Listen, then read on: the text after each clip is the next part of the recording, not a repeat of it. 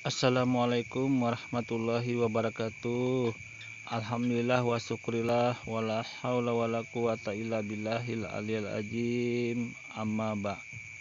Pada kesempatan di video kali ini, Madia akan menganalisa satu akun yang bernama Love Muslim.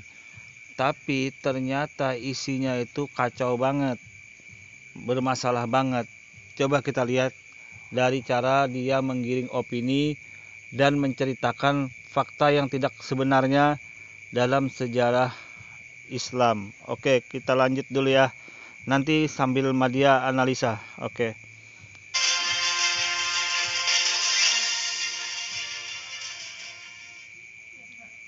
Poligami versi Islam versus Muhammad.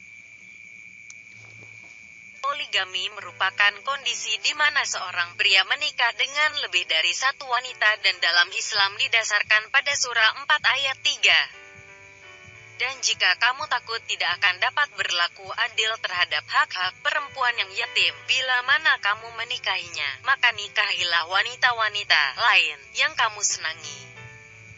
2, 3 atau 4. Kemudian jika kamu takut tidak dapat berlaku adil, maka nikahilah seorang saja atau budak-budak yang kamu miliki. Yang demikian itu adalah lebih dekat kepada tidak berbuat aniaya. Dari ayat di atas paling tidak mensyaratkan bahwa jumlah istri maksimal 4 orang dan mampu berlaku adil terhadap semua istri.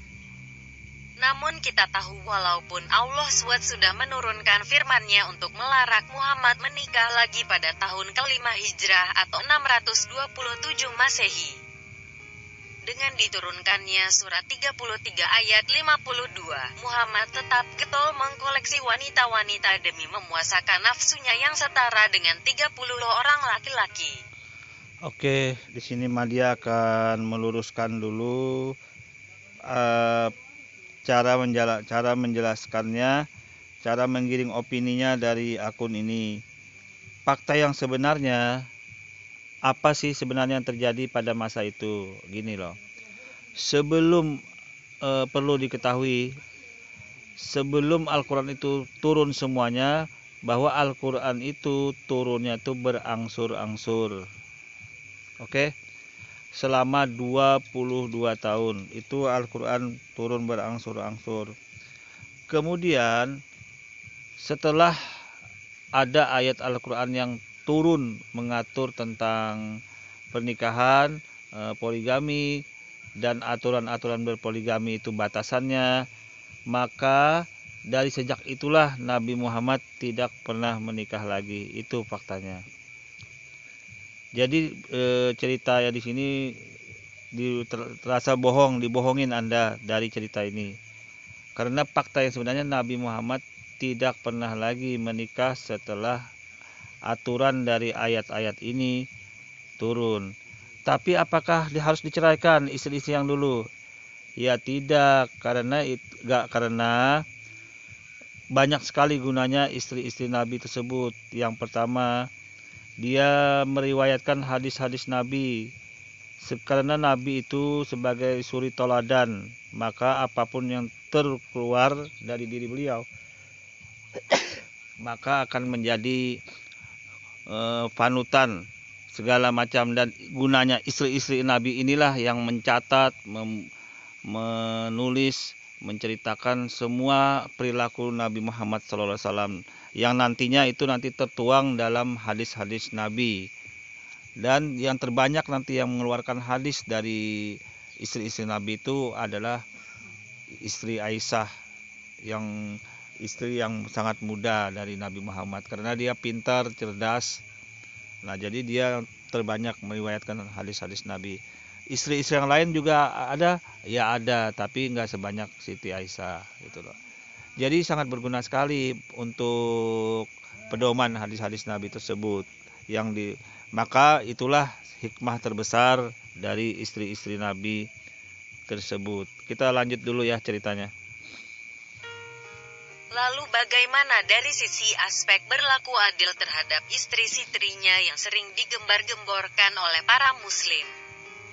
Cerita ini didasarkan pada Sahih Bukhari volume 4 buku 47 nomor 755 atau 2393. Telah menceritakan Aisyah radhiyallahu anha bahwa istri-istri Rasulullah Shallallahu alaihi wasallam terbagi menjadi dua kubu. Kubu pertama adalah terdiri Aisyah, Hafsah, Safiyah, Saudah. Dan kelompok kedua diikut sertai oleh Ummu Salamah dan istri-istri Rasulullah Shallallahu alaihi wasallam yang lain. Saat itu kaum muslimun mengetahui kalau Rasulullah Shallallahu alaihi wasallam sangat mencintai Aisyah. Apabila salah seorang dari mereka memiliki hadiah yang akan dihadiahkan untuk Rasulullah Shallallahu alaihi wasallam, dia menangguhkannya. Ketika Rasulullah Shallallahu alaihi wasallam sudah berada di rumah Aisyah, barulah pemilik hadiah mengirim hadiahnya kepada Rasulullah Shallallahu alaihi wasallam di rumah Aisyah radhiyallahu anha. Kebiasaan ini membuat kelompok Ummu Salamah memperbincangkannya. Mereka berkata kepada Ummu Salamah, "Coba kamu bicara kepada Rasulullah Shallallahu alaihi wasallam agar..." Oke, saya kira untuk tentang istri Nabi Muhammad saya tidak terlalu mendetailkan membahas ini. Saya lebih tertarik dari pembahasan istri-istri Nabi.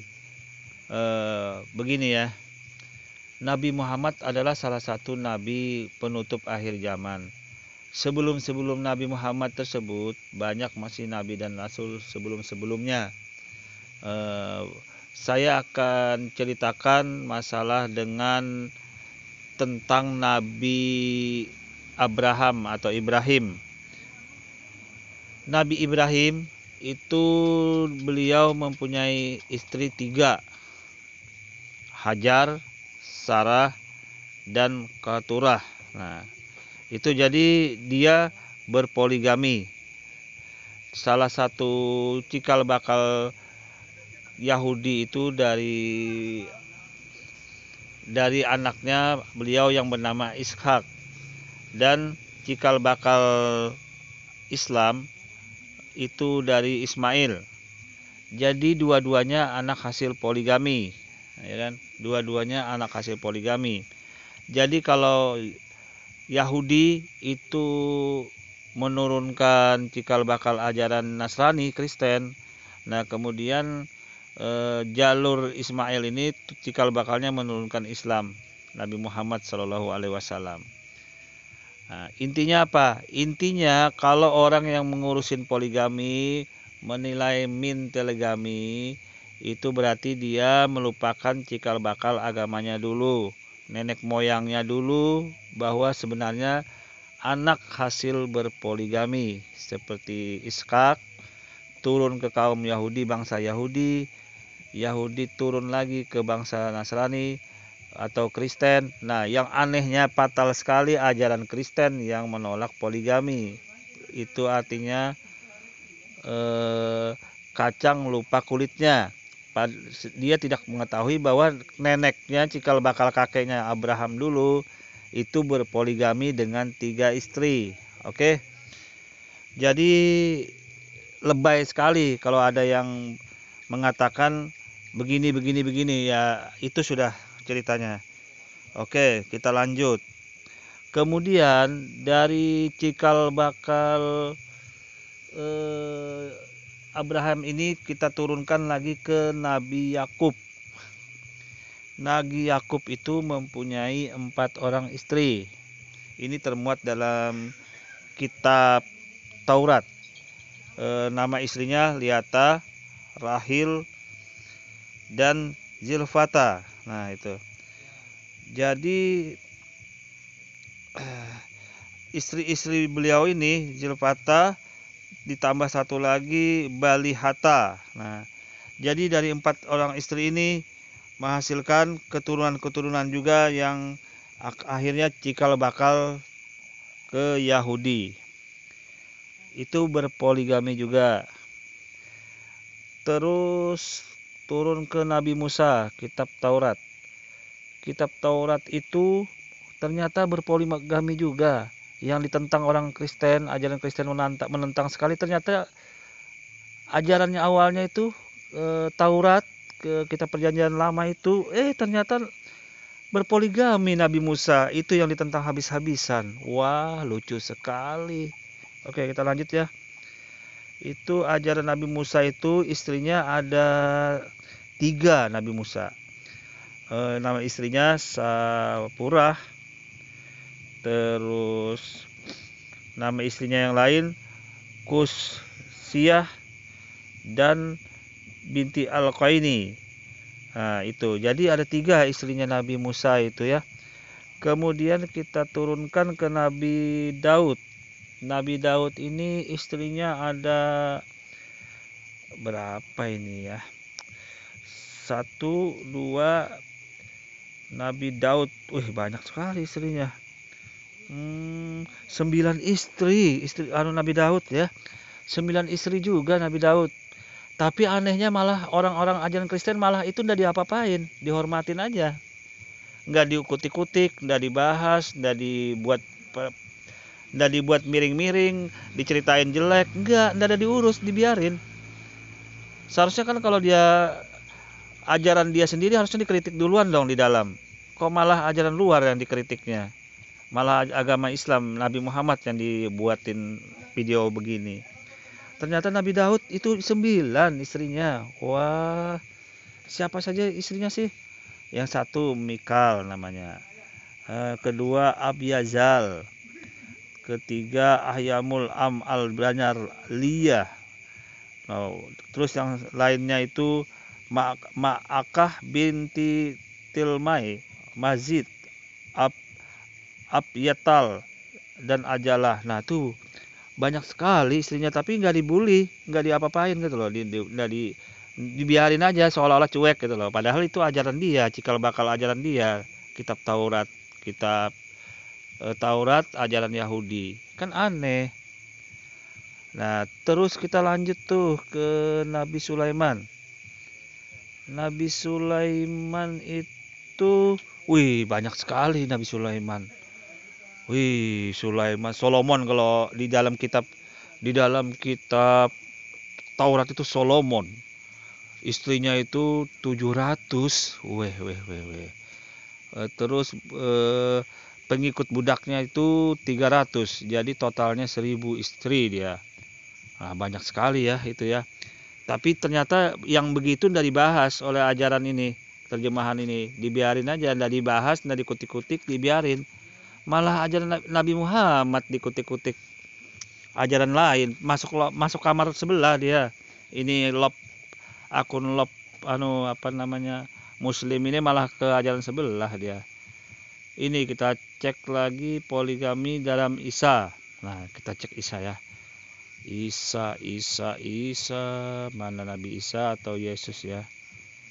Wah, poligami. Ternyata dalam Isa itu karena beliau disalib, maka jejak historisnya tidak terlalu banyak tentang istri-istrinya ini. Begitu ceritanya. Jadi kalau saya analisa ya, ini sama aja peribahasanya begini. Gajah di seberang sana ndak kelihatan, semut di seberang laut ndak kelihatan, kelihatan gajah di pelupuk mata ndak kelihatan. Nah, itu bahasanya. Ini sama. Ini ajaran terjemahan mengurusin ajaran agama orang, ternyata ajaran agama dia sendiri ternyata berpoligami. Itu loh, itu dari Yahudi berpoligami Musa itu, dari Abraham berpoligami. Tapi anehnya ajaran terjemahan menentang habis-habisan poligami. Lucu sekali. Anak cucunya cikal bakalnya itu lucu ini orang. Malah Nabi Muhammad dikutik-kutik. Padahal Nabi Muhammad itu setelah ayat itu turun, nggak nikah lagi. Beliau sudah meneruskan yang ajaran dulu. Istri-istri Nabi yang dulu sebenarnya sudah untuk ada hikmahnya untuk mengeluarkan hadis-hadis Nabi itu. Jadi banyak ada gunanya gitu loh. Bukan untuk bermain-main. Hadis-hadis Nabi yang sebagai pedoman umat Islam kedua ini, dari istri-istri Nabi ini yang terbanyak mengeluarkan hadisnya. Jadi kalau saya nilai ya aneh aja ini Love Muslim membahas Nabi Muhammad tapi salah. Jalan ceritanya salah, apa-apanya salah. Pokoknya salah, pada disalahin gitu loh. Ceritanya terus pada miring semua. Padahal dia nggak sadar ajaran agama dia itu berpoligami. Nabi Musa, ya kan? Nabi Abraham, Yesus pun kita belum dapat diketahui karena kehilangan jejak historisnya aja. Nabi Isa, memang ada sih riwayat-riwayat Nabi Isa atau Yesus itu tentang istri-istrinya, tapi kita masih belum terlalu kuat untuk memastikan itu gitu loh.